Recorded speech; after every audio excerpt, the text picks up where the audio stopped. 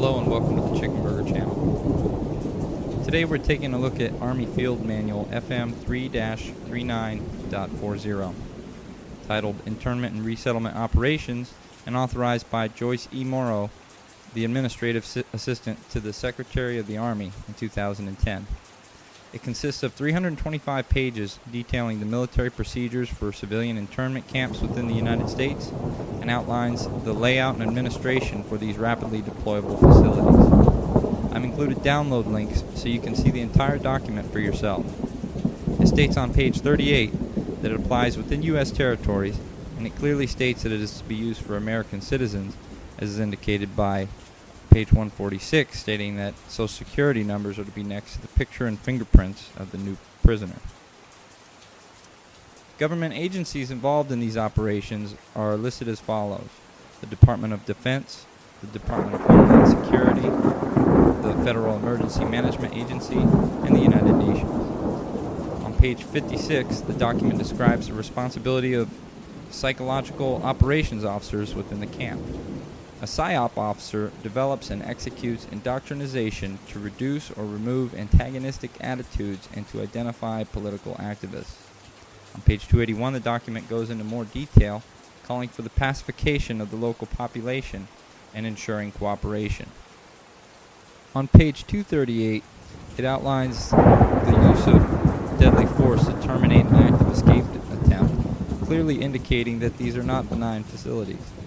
On page 244, it calls for the use of snipers to scan a crowd and identify agitators and riot leaders for apprehension, and to fire lethal rounds if warranted. On page 260, it shows the basic layout of a facility used for detainment. It is depicted with interrogation areas, tribunal areas, and mortuaries.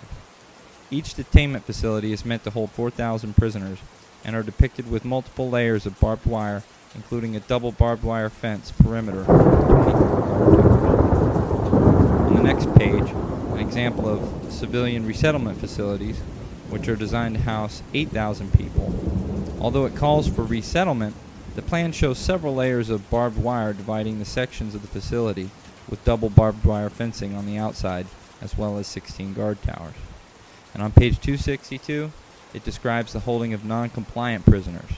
These camps are designed to hold 300 prisoners, have 3 interrogation centers, and 13 guard towers. Now, if you're still having a hard time believing that the Army or the government could or would do such a thing, here's the Army recruiting website ad for these very positions. And it's not the first time the government's done this. In 1942, the United States government forced 112,000 Japanese nationals and immigrants into remote housing facilities known as war relocation camps for the purposes of detainment, re-education, and forced labor. 62% of those interned were Japanese citizens. President Roosevelt signed Executive Order 9066, allowing for the creation of exclusion zones, areas that the people of Japanese descent were barred from living in, and the military set up exclusion zones up and down the entire Pacific coast and constructed almost overnight several of these war relocation camps. The Supreme Court even upheld the constitutionality of these actions in 1944. It is scary that they were able to pull this off almost overnight in the 40s. How hard do you think it would be to do these days? I'll leave links in the description box to 2 different government contractors that manufacture portable, stackable prison cells able to be assembled overnight. Please share this video with friends and family, and be sure to hit the like button on your way out. And don't forget to harass the trolls in the comment section. Visit my channel for more videos and playlists chock full of hard-hitting material. And check out my Amazon store where I have a few special suggestions.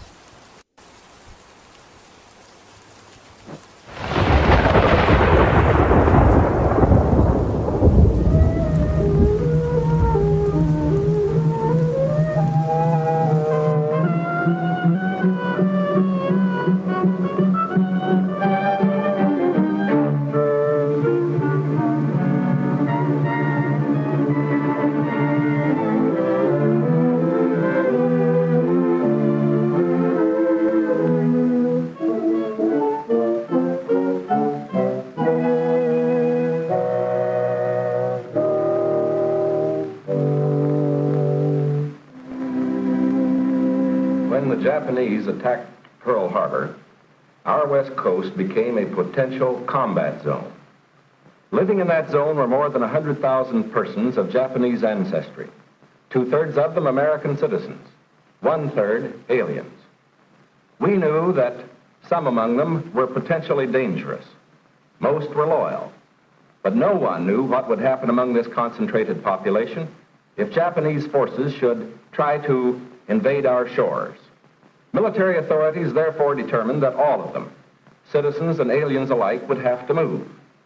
This picture tells how the mass migration was accomplished.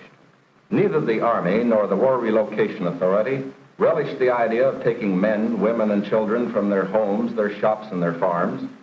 So the military and civilian agencies alike determined to do the job as a democracy should, with real consideration for the people involved. First attention was given to the problems of sabotage and espionage. Now, here at San Francisco, for example, convoys were being made up within sight of possible Axis agents.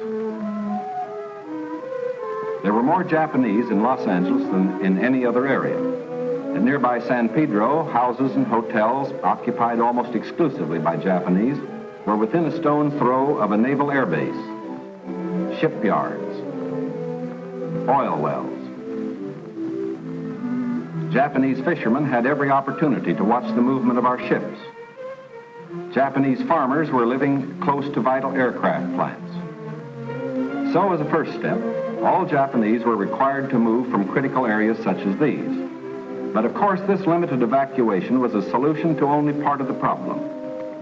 The larger problem, the uncertainty of what would happen among these people in case of a Japanese invasion, still remained. That is why the commanding general of the Western Defense Command determined that all Japanese within the coastal area should move inland.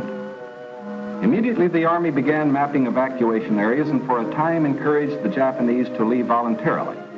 The trouble for the voluntary evacuees soon threatened in their new locations. So the program was quickly put on a planned and protected basis. Thereafter, the American citizen Japanese and Japanese aliens made their plans in accordance with Army orders. Notices were posted. All persons of Japanese descent were required to register. They gathered in their own churches and schools, and the Japanese themselves cheerfully handled the enormous paperwork involved in the migration. Civilian physicians made preliminary medical examinations. Government agencies helped in 100 ways. They helped the evacuees find tenants for their farms. They helped businessmen lease, sell, or store their property. Now, this aid was financed by the government, but quick disposal of property often involved financial sacrifice for the evacuees. Now the actual migration got underway. The Army provided fleets of vans to transport household belongings and buses to move the people to assembly centers. The evacuees cooperated wholeheartedly. The many loyal among them felt that this was a sacrifice they could make in behalf of America's war effort. In small towns as well as large, up and down the coast, the moving continued.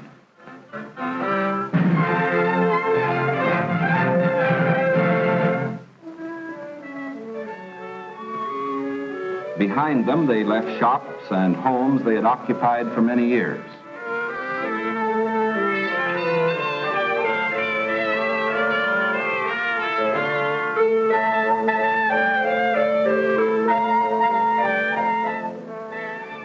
Their fishing fleets were impounded and left under guard.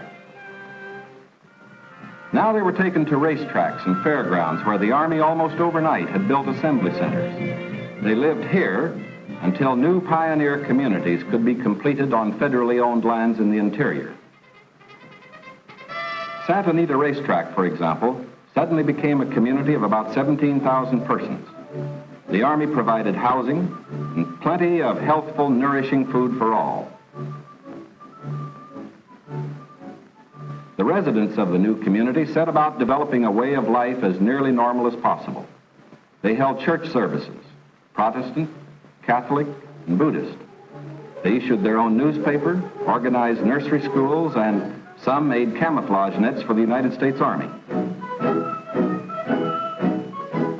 Meanwhile, in Arizona, Utah, Colorado, Wyoming, and elsewhere, quarters were being built where they would have an opportunity to work and more space in which to live. When word came that these new homes were ready, the final movement began.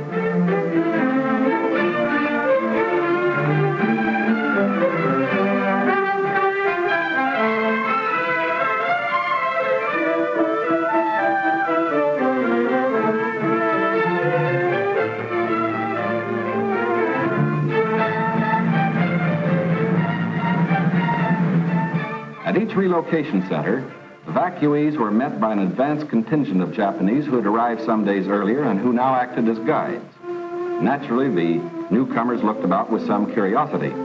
They were in a new area, on land that was raw, untamed, but full of opportunity. Here they would build schools, educate their children, reclaim the desert. Their own physicians took precautions to guard against epidemics. They opened advanced Americanization classes for college students, who in turn would instruct other groups. They made a rough beginning at self-government, for while the Army would guard the outer limits of each area, community life and security within were largely up to the Japanese themselves. They immediately saw the need for developing civic leaders. At weekly community meetings, citations were given to the block leaders who had worked most diligently. Special emphasis was put on the health and care of these American children of Japanese descent.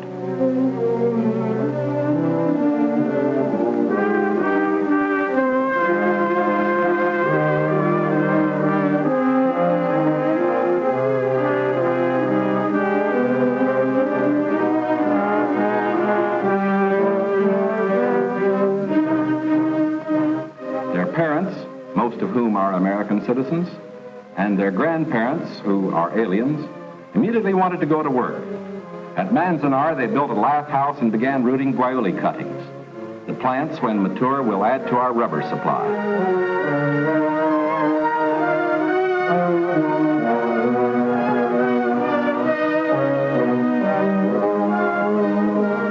At Parker, they undertook the irrigation of fertile desert lands.